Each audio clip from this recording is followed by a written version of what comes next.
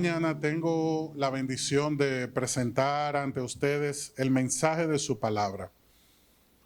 Nosotros estamos tocando un tema importante a propósito de todo lo que ha sucedido en este día desde el inicio de nuestro encuentro, el momento de alabanza, el momento de adoración, el momento de oración, todo lo que Dios ha permitido que hagamos está en un mismo sentir. Ahora la palabra viene a aportar a todo lo que nosotros ya hemos recibido, ya lo que Dios ha ido preparando nuestro corazón para que nosotros recibamos. Y estamos hablando de los tiempos de Dios. Yo les puedo decir, hermanos, que he comprobado, que ha sido mi experiencia, que los tiempos de Dios son perfectos. El tiempo de Dios es maravilloso. Ahora, cuando les digo en plural los tiempos de Dios, me estoy refiriendo a sus intervenciones en nuestra vida. La manera en la que Dios participa en nuestro pasado, en nuestro presente y en nuestro futuro. La forma en la que Dios se ocupa de nuestras necesidades. Cómo a través de una secuencia de eventos continuos se glorifica en nuestra vida. Cómo la duración de los procesos que Dios permite no está más allá de lo que podemos nosotros soportar. Ni tampoco es demasiado corto para dejarnos sin ninguna enseñanza. Por eso me atrevo a afirmar que los tiempos de Dios, sus intervenciones en nuestra vida, son perfectos. Dios garantiza la obra de sus manos. Y tú y yo somos precisamente la expresión visible de ese gran amor de Dios hacia su pueblo. Porque nuestra vida es un regalo. Nuestra vida es una bendición, nuestra vida es un tesoro. Y donde quiera que tú y yo estamos, estoy convencido que somos de bendición. Donde quiera que Dios nos coloca, somos de bendición. Y si somos exhortados en Dios, es para que seamos mejores, porque no podemos conformarnos, aunque usted no diga amén. Dile al que tienes a la par, no te conformes, Melvin, no te conformes, hay mucho más de Dios. Pero para que ese árbol plantado junto a las corrientes de agua que da su fruto a su tiempo, que su hoja no cae, todo lo que hace prospera, que somos tú y yo, para que veamos esa prosperidad, muchas veces Dios tiene que podar, Dios tiene que limpiar y al mismo tiempo nos tenemos que desprender de los frutos y dar la sombra que el Señor nos permite extender hacia los demás. Cada ejemplo que vemos en la Biblia, hombres y mujeres de Dios, héroes de la fe, cada una de esas vidas son árboles plantados en el río de Dios que en determinada época nos dan sombra, nos aportan conocimiento, sabiduría, nos dan el provecho de tomar ese fruto de esa experiencia, comerlo y ver resultados. Y hoy nos vamos a cobijar bajo un árbol muy especial, un testimonio hermoso, maravilloso de la obra del Señor en la vida de un hombre. Les invito a Génesis capítulo 33, versículo 13. Me refiero a Jacob. En este momento de su vida, él se encontraba en una transición. Hace un momento te enfatizaba que los tiempos de Dios son perfectos, la duración de su proceso, las intervenciones de Dios en nuestra vida. A Jacob, como hombre de Dios que estaba siendo procesado en sus manos, le tocaba aproximarse a una gran conquista personal, familiar y espiritual.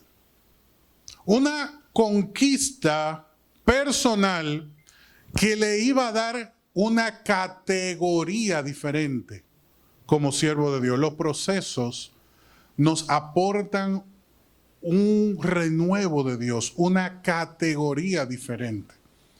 Y las personas nos comienzan a ver diferente y a juzgar diferente. Nosotros sentimos que todo ha continuado, pero es que los demás lo notan, lo perciben. ¿Cuál es esa categoría que Dios le está otorgando a Jacob como siervo de él?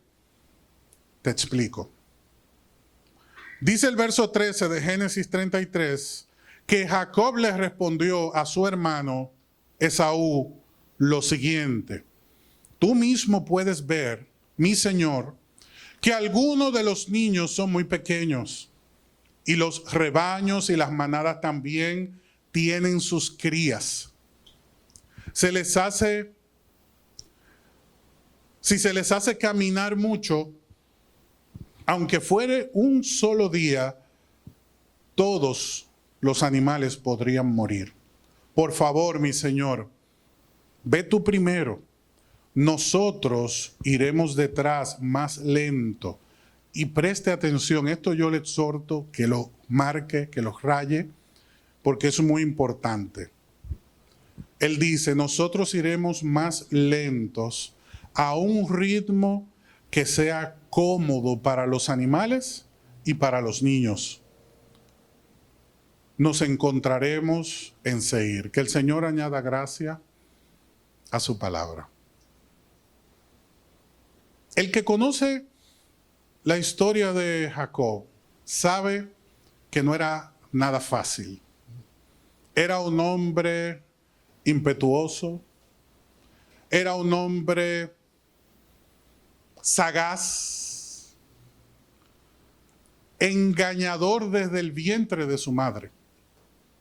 Porque cuando estaba en el vientre de su madre junto a Esaú, su hermano, dice la Biblia que siendo un bebecito, aún en ese estado de inconsciencia, tomó el tobillo de su hermano para no dejarlo salir y él salir primero.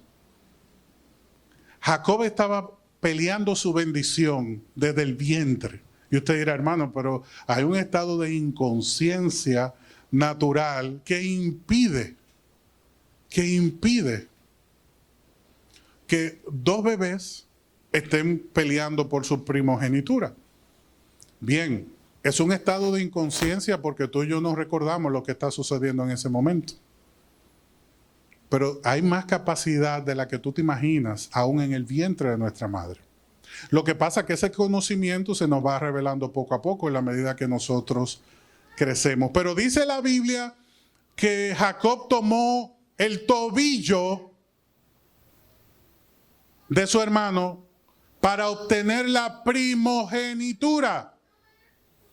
Y que como no lo logró, no descansó hasta obtener esa primogenitura. Porque llegó un momento en su vida donde Jacob engañó a su padre haciéndose pasar por Esaú y recibió la bendición del primogénito. Se le adelantó. Y yo insisto, Jacob no logró engañar a su padre. Esa es mi postura como pastor. Él no lo engañó. Su padre sabía, porque aquí los padres conocen a sus hijos, su olor, la textura, aunque él se haya vestido de pieles y su vista haya estado corta, porque eso le estaba ya pasando en la vejez, a Isaac había perdido gran parte de la visión, aunque la madre le haya puesto pieles, porque dice la Biblia que Esaú era velludo, Jacob no era tan velludo como él. Entonces, para cuando el padre lo tocara, pensara que era su otro hermano. La madre participó de ese engaño de Jacob contra su padre Isaac. Pero yo estoy seguro que Isaac sabía quién era. Pero Isaac no podía entorpecer el propósito de Dios, porque la mirada de Dios estaba sobre Jacob. Por eso en Romanos el Señor dice: a Jacob amé, en cambio a Esaú lo deseché, porque el problema estaba en el corazón de Esaú. ¿Qué pasa? Jacob, a pesar de ser un engañador, estaba luchando por su bendición y estaba en una etapa de transición que la acabamos de ver en el verso 13, porque después de este engaño, Esaú se enojó tanto que estaba buscando a Jacob para matarlo. ¿Y tú sabes qué tiempo duró entre ese evento del engaño y este capítulo 33, verso 13 que acabamos de leer? Más de 20 años. Porque Jacob dijo, trabajé 14 por mis 2 esposas y 6 por mi rebaño. En esos 20 años ellos estuvieron separados. Y ahora Dios le dice a Jacob, tienes que volver, porque Dios nunca deja nada inconcluso. Aunque usted no diga amén. Dios nunca deja nada inconcluso. Y le dice, Jacob, tienes que volver. Estoy en Génesis 31, verso 3. Regresa a la tierra de tu padre y de tu abuelo, o sea, de Isaac y de Abraham, y a tus parientes de allí, y yo estaré contigo. Yo le dije que Jacob recibió una nueva categoría. Y la categoría que recibió Jacob fue la de patriarca. Un padre de multitudes.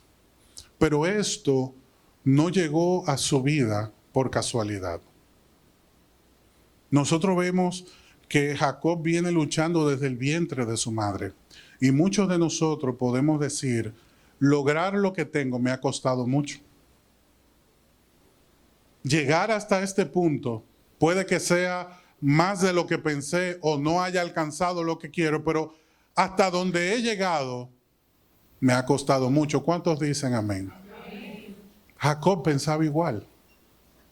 Entonces él dice, luego de estos 20 años de arduo trabajo, donde le dijo a su suegro, de sol a sol trabajé para ti, un solo día no te quedé mal, y cuando robaban tus ovejas, para honrarte, yo las reponía con trabajo y con las mías. Le dijo Jacob a su suegro, lo cual nos presenta que él era un hombre trabajador, era un hombre esforzado, pero que tenía temas en su pasado que tenía que resolver.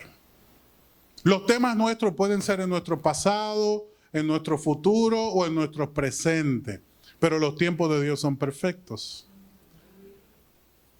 Y se presenta una situación en la cual Dios le dice, tenemos que hacer un ajuste. Y quiero que escuchemos bien este tema porque ha llegado el tiempo en el cual tú y yo nos aproximamos a una gran conquista. La gran conquista de Jacob fue la lucha de toda su vida. La preeminencia. Él luchó por esa posición. Incluso le dice a sus esposas, yo salí de mi casa solamente con un bastón. Y hoy regreso con mis hijos, 11, 2 campamentos y la oportunidad de darles regalos a mi hermano Esaú. Él prosperó, pero todavía había algo en su corazón inconcluso. Por eso Dios le dice, vuelve a tu tierra. Pero ese regreso implicaba 2 cosas. Hay cosas que Dios ha estado tratando con nosotros en los últimos domingos, a través de este año, en esta década espiritual, personal. Grandes cosas que hemos estado recibiendo de Dios. Y todo esto es una preparación como la de Dios sobre Jacob para que conquistemos ese gran anhelo de nuestro corazón. Pero esa conquista implicaba un gran sacrificio, un gran desprendimiento. Y yo quiero hablar esto a tu corazón porque hay un desprendimiento que se tiene que dar en nuestra vida para poder obtener lo que tenemos por delante. Para yo poder abrazar este nuevo tiempo que tengo en Dios, tengo que soltar a lo que me he aferrado, que me impide dar ese paso de fe hacia la conquista de mi propósito. El regreso a su tierra, a la de su abuelo y de su padre, para Jacob implicaba dos cosas. Número uno, enfrentar a su suegro, porque no quería soltarlo, porque Jacob en sí era una mina de oro, productivo. Y número dos, darle la cara a su hermano que lo quería matar por haberlo engañado. Entonces Jacob, cuando oye que Dios le dice, regresa a tu tierra, dice dentro de sí, esto no es nada fácil. A veces Dios nos pide cosas que lo que se escribe en 2 líneas no se logra en un día. Para Jacob era un gran proceso. Y él tenía tanto temor que dice la Biblia que se fue cuando su suegro no estaba, cuando estaba lejos.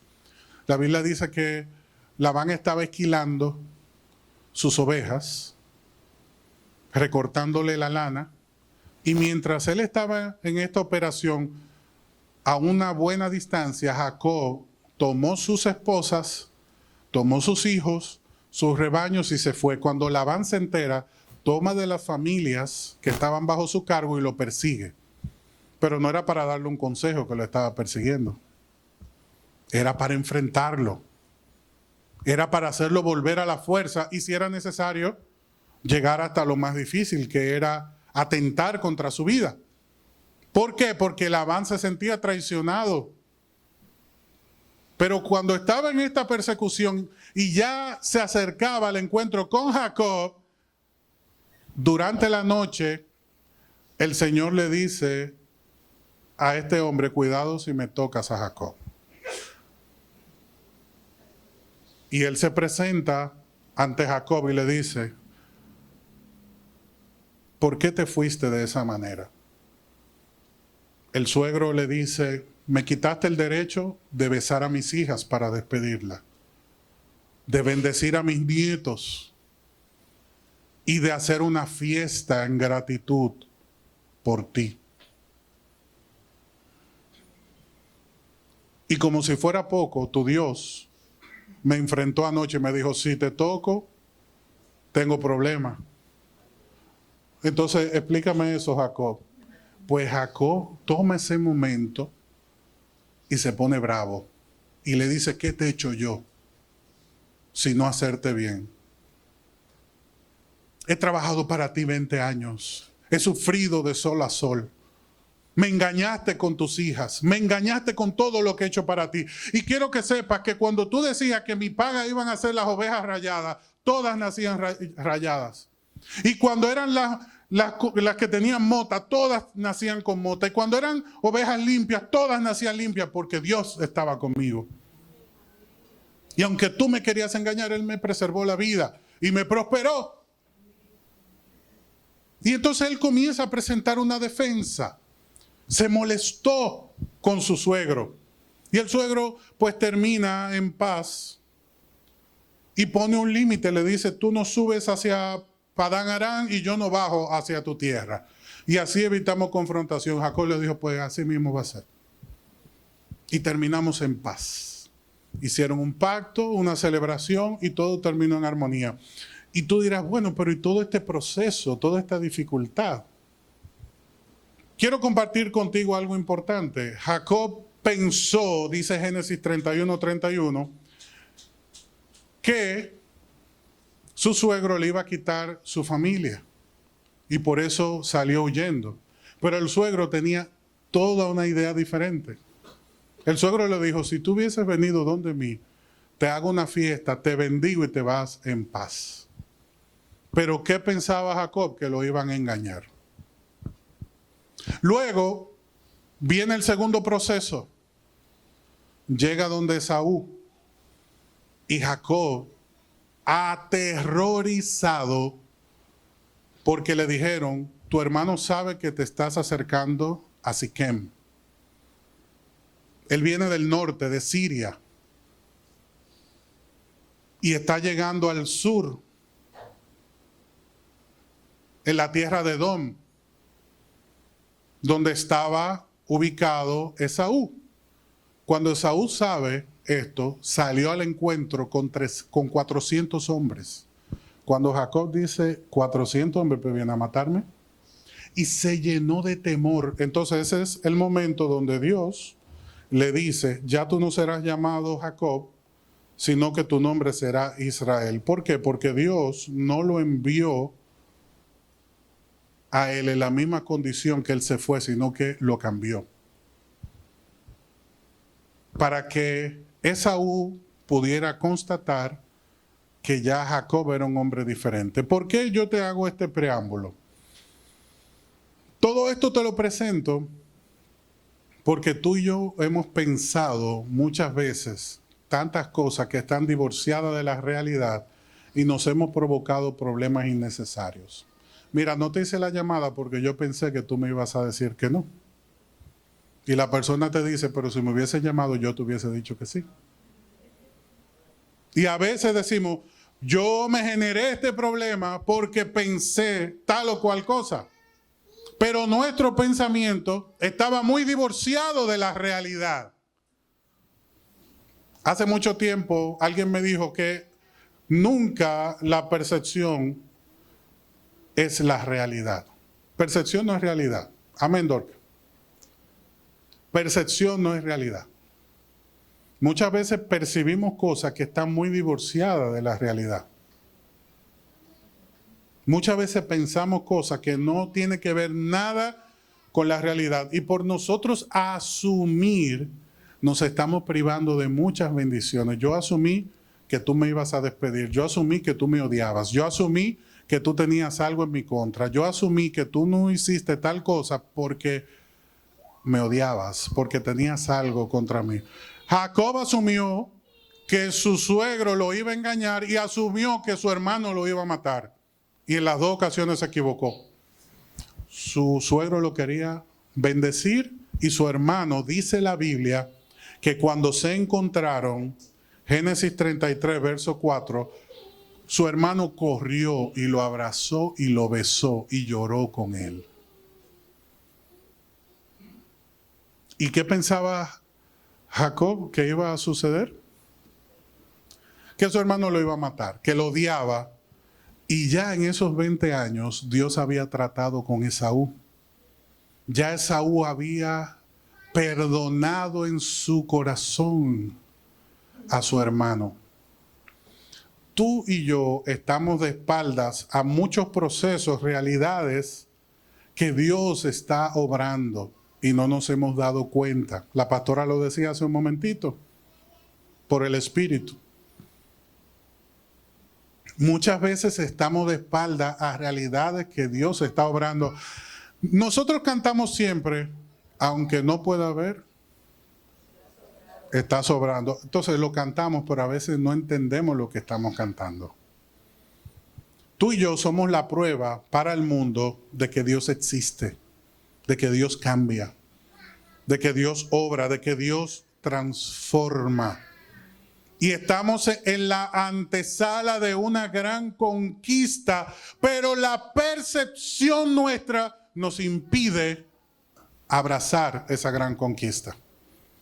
Ni es Dios, ni son terceros, ni las circunstancias. Somos nosotros que nos hemos condicionado, limitado. Esa posición no es para mí, yo no la merezco, siempre se la dan a otra persona.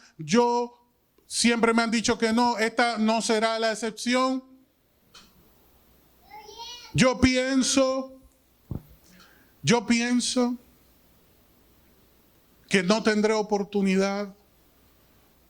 Y el enamorado le dice, ella no me va a querer. Y ella lo que está diciendo, ¿y por qué no me enamora?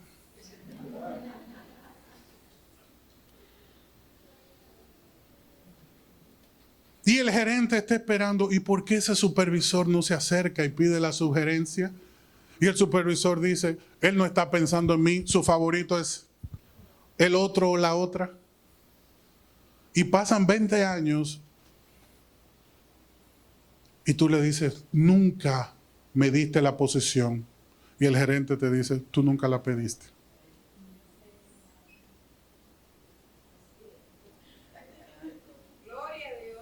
Amén.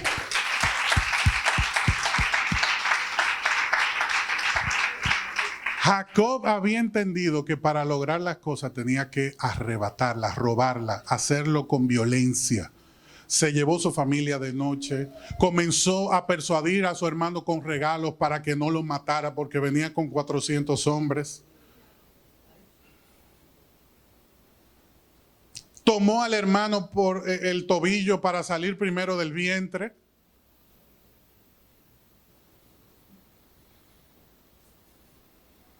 Engañó a su padre para recibir la primogenitura. Pero si lo hubiera pedido, Isaac lo hubiera bendecido sin engañar a su hermano. Le costó 20 años de angustia, de temor, de ansiedad. Y su hermano, quizá la semana después se olvidó y dijo, ese pobre muchacho, yo lo dejo en paz. Y él 20 años mirando sobre el hombro, alguien caminaba y decía, ese es Esaú, me vino a matar. 20 años. Y el hermano no estaba pensando en él. Y cuando se lo informaron, qué bueno, vamos a recibirlo. Lo voy a recibir con todos los hombres de aquí. Una bienvenida a mi hermano especial y él viene para matarme. Porque hemos estado escondidos detrás de una percepción que no tiene nada que ver con la realidad. Y hemos querido lograr el propósito de Dios en nuestra vida a la fuerza. Y Dios te dice, no tienes que forzar nada. Mira lo que Dios le dijo. Regresa a la tierra de tu padre, de tu abuelo, a tus parientes de allí y yo estaré contigo. Y él estaba engañando al suegro y comprando al hermano. Esaú le dice, yo no necesito tus cabras, te lo agradezco, pero tranquilo, quédate con ellas. Y él le dijo, yo te las quiero regalar, tómalas. Y él las aceptó, pero él no las quería, no las necesitaba. Pero era necesario un encuentro con Dios. Y Jacob luchó con Dios. Y él sabía que algo tenía que cambiar, como tú y yo sabemos en el corazón que algo debe cambiar. Pero esa lucha, hermano, hermana, no es con tu esposo, no es con tu hijo, no es con más nadie, es con Dios. Esa carga que tú tienes en el corazón, tienes que luchar con Dios. Esa necesidad que tú tienes con Dios. Entonces Dios lo bendijo y le dio la categoría, la condición, la valentía. Y el engañador pasó a ser un patriarca.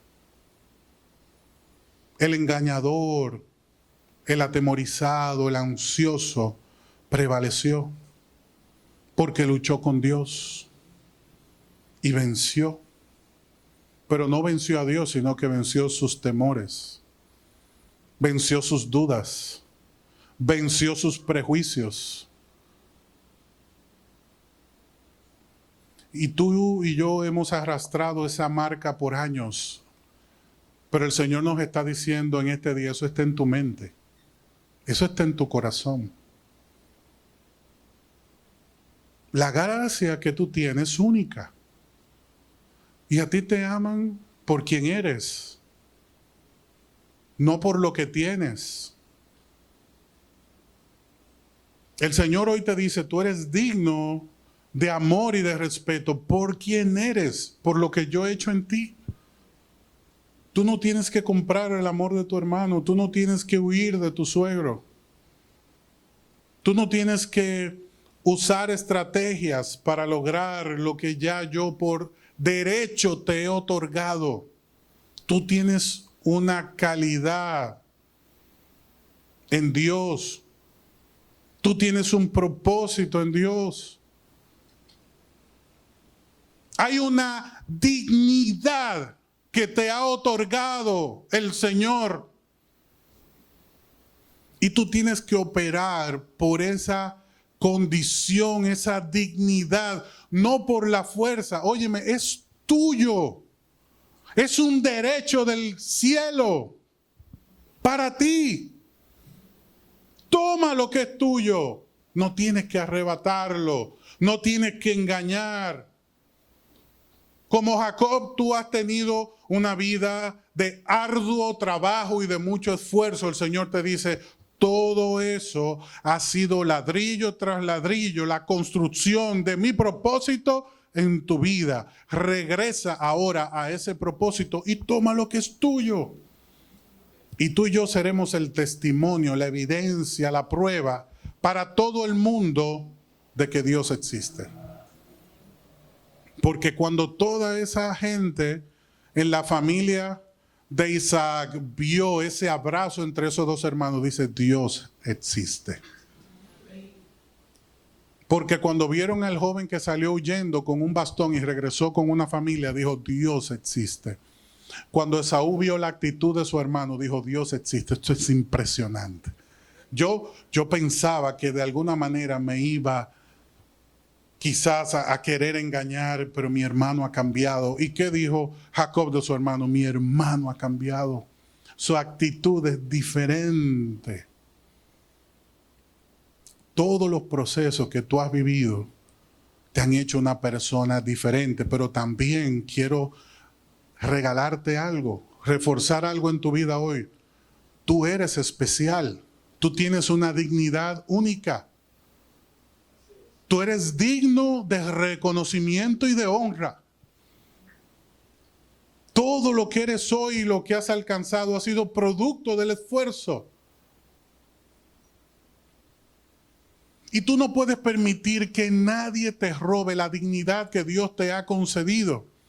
Tú no puedes permitir que nadie menosprecie lo que Dios ve en ti.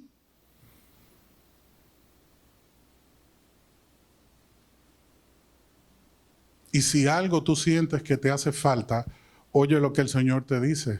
Toma lo que es tuyo. Toma lo que es tuyo. ¿O acaso el pródigo fue rechazado de su dignidad? El padre dijo, pónganle anillo. No importa cuánta herencia. Si yo tengo que entregarle 1000 herencias, 1000 herencias le daré porque es mi hijo. ¿Acaso el padre puede renunciar a su paternidad? Tú puedes desprender el ADN de tu hijo, la esencia, lo que los une, los hace uno a ustedes. No. Lo que de Dios hay en ti, nadie te lo puede quitar. No dejes que el enemigo se meta en tu mente y te diga lo contrario, que no tienes valor, que no vales nada, que perdiste el tiempo, que ya los procesos te han demostrado que tú no vales. Entonces, para concluir, yo puedo entrar al verso 13, donde iniciamos de Génesis 33, y decirte que el hombre de Dios piensa como a este. El Jacob que le habló a Esaú no fue el Jacob que se fue de la casa de su padre huyendo. Este es un hombre diferente.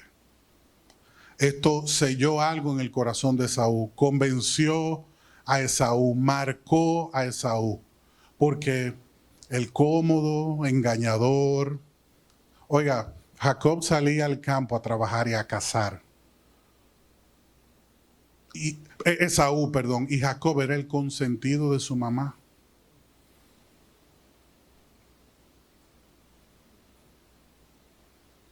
¿Qué usted cree que habrá pensado Esaú de él? Tantas cosas que no podemos nosotros definirlo en poquito tiempo. Pero todo eso cambió. ¿Por qué se lo digo? Porque Jacob le dice a Esaú, que le dice, ven conmigo, vamos a celebrar. Él le dice, hermano, tú te puedes ir primero, pero yo tengo que ir con los niños y con el ganado que tiene crías. No les hace bien esforzarse tanto. Ve tú delante que yo voy a ir a su ritmo. Era un hombre diferente. Era un hombre sensible. Era un hombre maduro. Te regalo hoy algo especial de parte de Dios. Lo que tú eres hoy es la expresión de la gracia de Dios. Y Dios ha hecho en ti, ha forjado en ti el carácter de un líder. Oye bien, esto es un regalo súper especial. Lo que el Señor ha forjado en ti es el carácter de un líder que va al ritmo de Dios. Antes hacíamos las cosas apresurado a nuestra manera.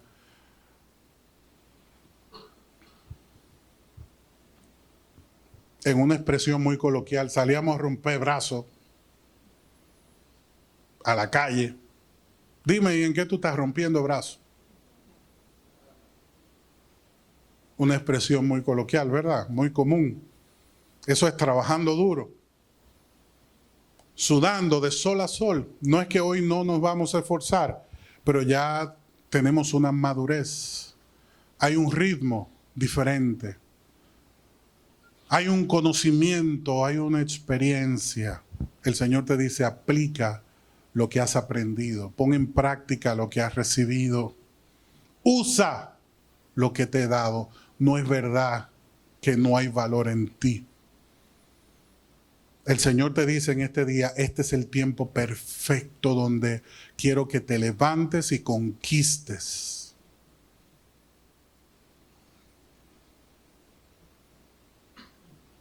¿Por qué Labán engañaba a Jacob? Porque él era un engañador. Y lo que tú y yo sembramos. Pero entonces Dios dijo, esto tiene que cambiar. Y comenzó a cambiar. El que tenía que aceptar y reconocer el cambio era Jacob, de lo que Dios estaba haciendo. Por eso, nosotros iremos detrás de Dios, a su ritmo, como es conveniente para nuestra vida y los propósitos que Él tiene con nosotros. En este día, Dios te ha hablado de que sus intervenciones en tu vida, la duración de sus procesos sobre ti, la secuencia de eventos que Él ha permitido, el pasado, el presente, el futuro, todas las partes de su propósito han sido bien pensados y orquestados.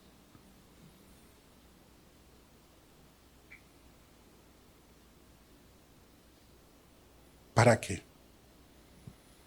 Para formar en ti el carácter de un líder que va al ritmo de Dios. Cierra tus ojos ahí donde estás. Le dice Jacob a su hermano, yo iré al ritmo de las crías, para que nadie perezca. Yo me quedaré detrás, tú puedes ir delante. Ya en él no había ese brío, esa desesperación por la preeminencia, por ser el primero. Esaú dijo, el que me jaló el pie cuando iba a nacer, ahora me dice, ve tú primero.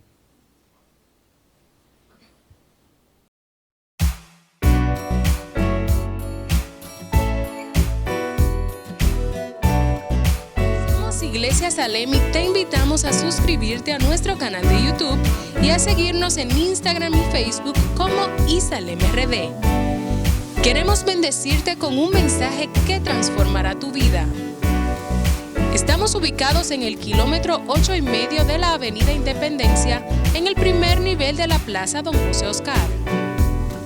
Adoremos juntos al Dador de vida y crezcamos integralmente en esta gran familia.